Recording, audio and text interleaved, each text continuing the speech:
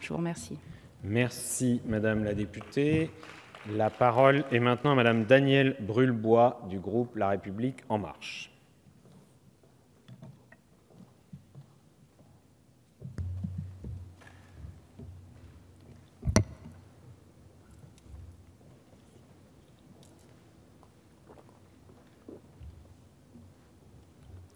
Monsieur le Président, Monsieur le Ministre, Monsieur le Vice-président de la Commission des lois, Monsieur le rapporteur, chers collègues, notre Président François de Rugy a engagé la transformation de l'Assemblée nationale, développé la démocratie participative, exigé plus de transparence et d'exemplarité. C'est dans cet esprit qu'il nous propose aujourd'hui de clarifier les procédures de nomination des députés et sénateurs au sein des organismes extraparlementaires. Procédure qui était jusqu'à présent complexe et opaque.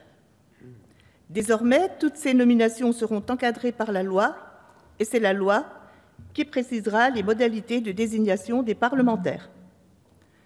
C'est très important car il s'agit de siéger dans des organismes extérieurs qui ont un rôle conséquent dans la vie de notre pays.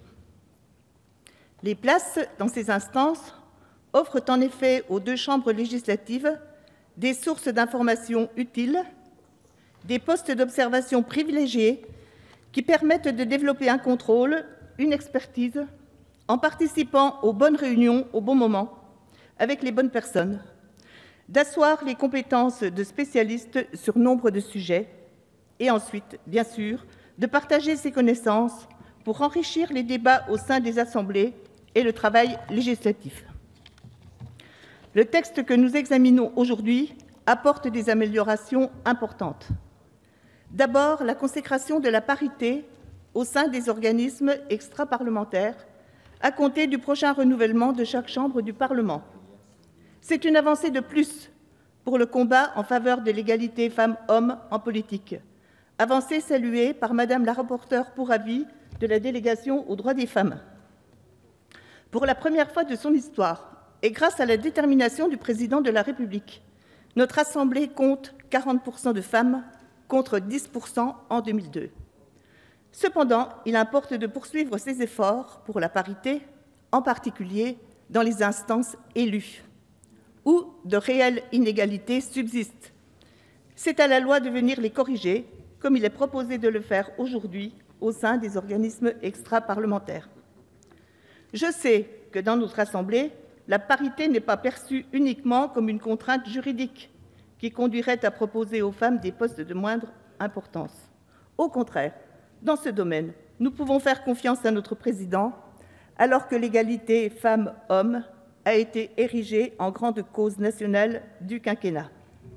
Ensuite, la seconde avancée apportée par le texte est la rationalisation des procédures de nomination au sein des organismes.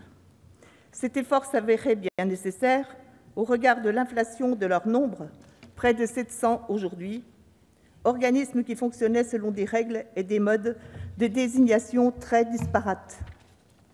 Le texte permettra aussi de mieux respecter le principe de séparation des pouvoirs, puisque c'est le Parlement qui reprend la main. La clarification est évidente avec l'élévation au niveau législatif des organismes les plus importants, tandis qu'il est mis fin à la présence des parlementaires dans ceux qui ont une activité faible ou qui ne se réunissent plus. Cette loi garantira en outre un meilleur suivi par nos concitoyens de l'activité de l'Assemblée nationale hors les murs, qui est importante et pourtant méconnue, la meilleure connaissance des organismes extérieurs et de la liste des parlementaires qui y siègent. Il s'agit là d'un effort inédit de transparence qui est à saluer. Ce n'est pas un hasard si cette proposition de loi que je vous invite à voter est marquée par le sceau d'un large consensus. Elle bénéficie de la cosignature du président du groupe La République En Marche, Richard Ferrand, ainsi que de celle des présidents des trois autres groupes, le MoDem, l'UDI et les Républicains.